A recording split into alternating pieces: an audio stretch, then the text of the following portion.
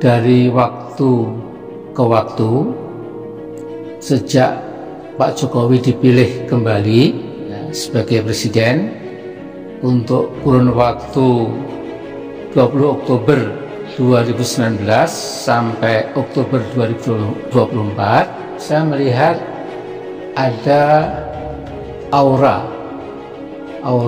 atau mungkin wibawa dalam bahasa Indonesianya yang cepat sekali merosot dari waktu ke waktu. Karena Anda itu koalisi kayak Pak Amin Rais, ngomongnya kayak comberan, hari-hari maki orang, hari-hari menyebutkan tidak ada baiknya Jokowi, tidak ada baiknya pemerintah. Saya akan jalan kaki Jakarta Jogja bolak-balik. Saya akan jalan kaki Jakarta Jogja bolak-balik. Saya akan jalan kaki Jakarta Jogja bolak-balik. Kalau perlu sambil engklek ya, kalau perlu sambil engklek ya, kalau perlu sambil engklek ya. Saya akan jalan kaki Jakarta Jogja bolak-balik. Saya akan jalan kaki Jakarta Jogja bolak-balik. Saya akan jalan kaki Jakarta Jogja bolak-balik. Kalau perlu sambil engklek ya, kalau perlu sambil engklek ya, kalau perlu sambil engklek ya.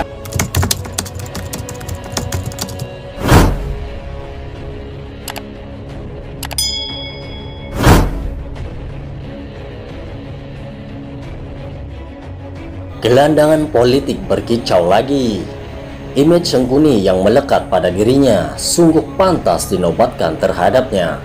Melalui channel YouTube-nya Amin Rais telah mengupload video yang tak lain hanya ngomongin pemerintah. Tak ada henti-hentinya Amin Rais melakukan propaganda politik, berbicara semaunya tanpa ada dasar bukti yang kuat. Usia yang tua tidak juga menyadarkan dirinya bahwa sisa umurnya sudah semakin senja. Amin Rais selalu menciptakan opini-opini yang membenturkan masalah baru. Amin Rais sengaja menjelek-jelekan pemerintahan agar masyarakat ikut membenci terhadap pemerintah. Simak video Sangkuni berikut ini. Namun Pak Jokowi masih punya waktu lumayan panjang, 3 tahun 7 bulan untuk memenuhi janji-janji kampanyenya yang ketika dulu kita dengarkan memang cukup merdu, melodius di telinga sebagian besar rakyat. Namun selama presidennya yang pertama itu, ya kurun waktu pertama itu, sesungguhnya saya amati telah terjadi proses backsliding.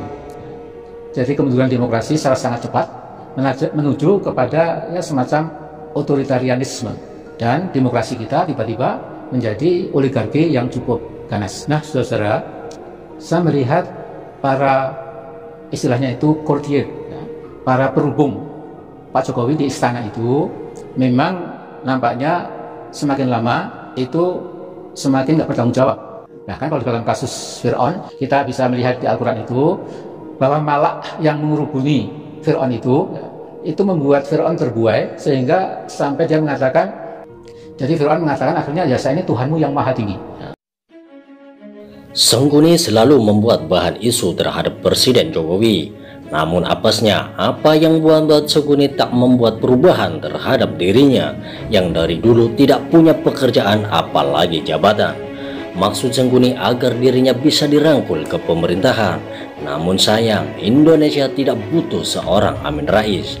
Membangun opini buruk itu jalan hidupnya. Ngoceh sana sini tiada arti. Dasar Sangkuni tidak punya malu bahwa dirinya sama sekali tak berpengaruh di Indonesia. Buta hati yang ada pada dirinya membuat Sangkuni semakin gila. Hanya mengisi ke telinga sang penguasa itu dengan hal yang serba bagus, tidak ada salahnya. Subscribe to my channel and also press this bell icon. Menghadirkan sang pemimpin. Jadi sesungguhnya kalau saya harus terus terang ya, memang Pak Jokowi pada awal kepresidennya itu ada semacam harapan yang terang. Jadi nampak tekadnya ya untuk ya katakanlah memihak kepada kepentingan rakyat banyak. Tetapi umumnya ya malak atau kurjir itu kemudian haus kekuasaan sehingga dia melihat kekuasaan itu sebagai doping ya. Makin diminum makin ketagihan, dan itu sebuah kecelakaan politik bagi kebanyakan para penguasa, para pemimpin. Nah, pada periode kedua yang masih 3 tahun 7 bulan ya, semakin kelihatan Pak Jokowi itu tidak memimpin lagi, ya. Padahal memimpin itu membuat keputusan. Jadi nampak kalau selalu gamang, ya. Dan ini bahkan makin menggerus ya kepercayaan rakyat kepada presidennya, kepada Pak Lurahnya. Bahkan saya mengatakan sejak awal sesungguhnya ya, kelihatan memang Pak Jokowi tidak begitu kapabel, ya, sehingga pada tahun pertama Pak Jokowi itu sudah membawa istilah saya itu portfolio of failure, jadi portofolio kegagalan. Mari kita mulai sekarang. Pak Amin Rais hebat, lokomotif demokrasi. Tapi apa dia bisa mengubah Indonesia? Selama dia menjadi ketua lembaga tertinggi negara, tidak berubah, korupsi masih banyak, krona-krone masih banyak. Padahal ketua MPR-nya waktu itu lembaga tertingginya Amin Rais. Para menterinya juga saya pikir bukan first class, ya, tapi mungkin second rate. Ya. Dan kemudian juga nampak sekali bahwa pada saat-saat di mana Pak Jokowi itu mengatakan sesuatu yang tegas, yang menyangkut nasib bangsa dan negara, itu malah tidak berkata-kata. Dan di sini saya ingin mengatakan bahwa memang aura atau wibawa atau ya kesah ya, dari Pak Jokowi itu memang merosot dengan sangat cepat. Nah, bahkan pada periode pertama, sesungguhnya kritik terutama di medsos pada Presiden Jokowi itu sudah sangat meluas. Misalnya ada lembaga yang menyampaikan ada 16 kebohongan Pak Jokowi. Ada lagi seorang tokoh yang mengatakan ada 64 kebohongan Pak Jokowi. Bahkan Mas Fadlizon itu punya buku kecil ya, daftar 100 kebohongan Pak Jokowi. Saya akan jalan kaki Jakarta Jogja bolak-balik. Saya akan jalan kaki Jakarta Jogja bolak-balik. Saya akan jalan kaki Jakarta Jogja bolak-balik. Kalau perlu sambil engklek ya, kalau perlu sambil engklek ya, kalau perlu sambil engklek ya. Saya akan jalan kaki Jakarta Jogja bolak-balik. Saya akan jalan kaki Jakarta Jogja bolak-balik. Saya akan jalan kaki Jakarta Jogja bolak-balik. Kalau perlu sambil engklek ya, kalau perlu sambil engklek ya, kalau perlu sambil engklek ya. Tetapi waktu itu ya rakyat umumnya masih berikan kesempatan. Ya mungkin masih ada harapan.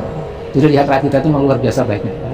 Jadi pemimpin yang sudah dikatakan bohong pun, dikatakan tidak kapabel, membawa portofolio kegagalan pun juga masih diberi kesempatan. Luar biasa bangsa kita. Karena Anda itu koalisi kayak Pak Amin Rais, Pak Amin Rais, Pak Amin Rais. Ngomongnya kayak comberan, ngomongnya kayak comberan, ngomongnya kayak comberan. Hari-hari maki orang, hari-hari menyebutkan tidak ada baiknya Jokowi, tidak ada baiknya pemerintah. Luar biasa. Dan saya nggak percaya kalau Pak Lutfi katanya akan mengundurkan diri gitu. Jadi itu hebat ya. Kalau Pak Lutfi saya mundur itu akan dikenang oleh bangsa kita ini sebagai seorang pejabat yang tahu diri, yang ada rasa malu itu, yang menepati janjinya ketika kemudian Mahfud itu dipercaya ya. Tapi Mahfud biasanya malah membuat turut. Kalau buat saya gitu, selalu buat turut. Dan mengapa itu dipelihara Mahfud, ya wallahu alam, saya nggak tahu. Mari kita mulai sekarang. Pak Amin Rais hebat, lokomotif demokrasi. Tapi apa dia bisa mengubah Indonesia? Selama dia menjadi ketua lembaga tertinggi negara, tidak berubah, korupsi masih banyak, krona-krone masih banyak. Padahal ketua MPR-nya waktu itu lembaga tertingginya Amin Rais.